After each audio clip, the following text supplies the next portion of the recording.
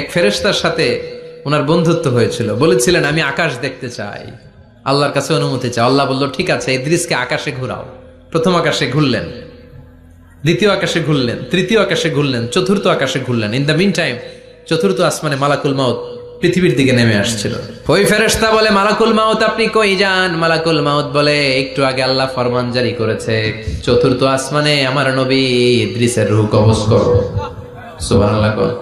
আমি বললাম আল্লাহ আপনার পাঠানো নবী সাইয়েদনা ইদ্রিস থাকে দুনিয়ায়, চতুর্থ আসমানে পামু কই? আল্লাহ কয় কথা নাই, দৌড় দে। আমি দৌড় দিলাম, এসে দেখি ইদ্রিস আলাইহিস সালাম এখানে রেডি। সুবহানাল্লাহ। ওয়া রাফা'নাহু মাকানান আলিয়্যা। ইদ্রিস আলাইহিস সালামের রূহ কবজ দুনিয়ায় হয় নাই, চতুর্থ আকাশের মধ্যে হয়েছে। একটু চিৎকার করে পড়বেন সুবহানাল্লাহ। এরপরে সুলাইমান আলাইহিস সালাম, উনি তো মরে নাই, মরছে? উনি জিন চালাইতো, উনিও মরবে?